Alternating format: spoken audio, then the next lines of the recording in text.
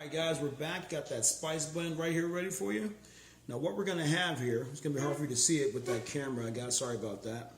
But this right here is kosher salt. It's about two tablespoons of kosher salt. That's one part.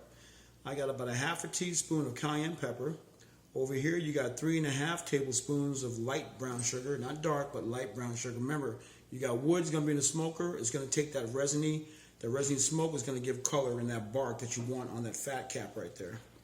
Over here you got 1 teaspoon of granulated garlic, and over here you got 1 teaspoon of onion powder. That's powder, not the granulated onion powder.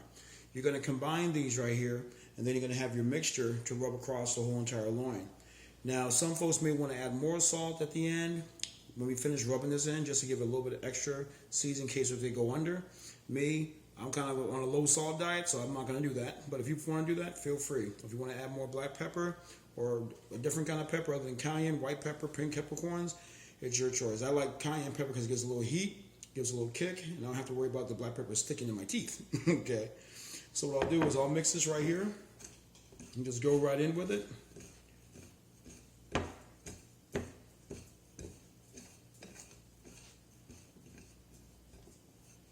And again, it's very, very simple procedure we're doing here. There's no like, mystery or any like too much overthinking, over processing to make this this particular cut of meat. There's a lot of different ways out there to do it, guaranteed. In a restaurant, we have a luxury of having all the seasonings and all the equipment at our disposal whenever we need to. But this is basically for the home cook. And you can also try this in your professional establishment as well too. But for the home cook, they can pretty much execute this with ease. So what I'm going to do right now is take this combined spices, what it's going to look like. It's going to be a light brown all the way through with everything mixed in. You're going to have the smell of the onion, the garlic, just a little bit of hint of the cayenne pepper.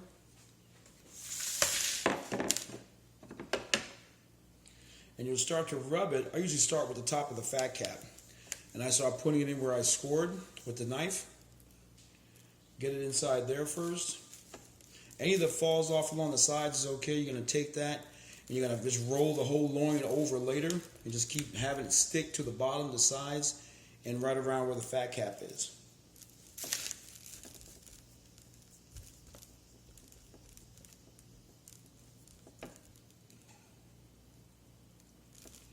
And I do keep rubber gloves handy just in case. So some people have like cuts like that, and you're dealing with stuff like spice, like cayenne pepper or any kind of like chili. You want to keep these by. In case you like try to rub your eye or something and you don't want to do that.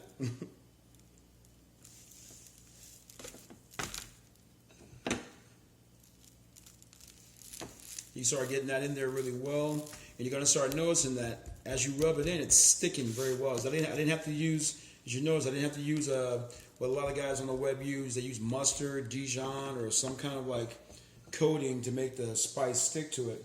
The trick is, for me, the trick is that the more brown sugar I use in ratio to my rub, that tends to have more of a moisture factor. The light brown cane sugar. And another thing you might want to do is make sure that your loin is room temperature. This has not just come out of the fridge. This has been sitting out and everything right still inside the safety zone because it was very, very cold. So it was still right around 39 degrees.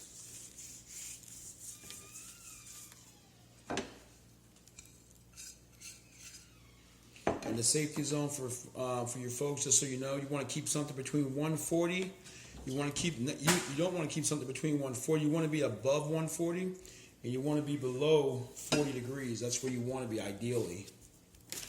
Anything you're storing that's cold, anything you're working with in the kitchen, you want to keep it right around there. So once this is all done rubbed, I'm gonna put this back in the fridge because you got 4 hours time to get it back down to the temperature that's ideal. Like I said again, 40 degrees and below.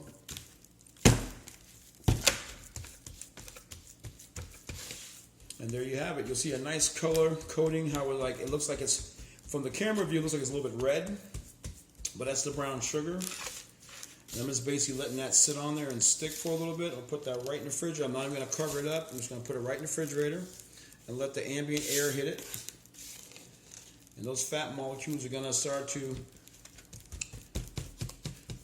solidify again, because now this living room is a little bit warm, so the fat is helping this seasoning stick. And we'll put this in the refrigerator for I'd say maybe about 15-20 minutes, just to let the rub stick to it really well, about 15 or 20 minutes. And in that meantime, we'll get our grill all lit up, and get it hot, and get that one ready, and we'll show you how we're going to do that. And again, this is, like I said, this can be done at home. This is more of a home cook for people who like to do backyard barbecue, backyard grillings. We're starting a beta site. It's going to be called Jenny's Smoked Meats, LLC.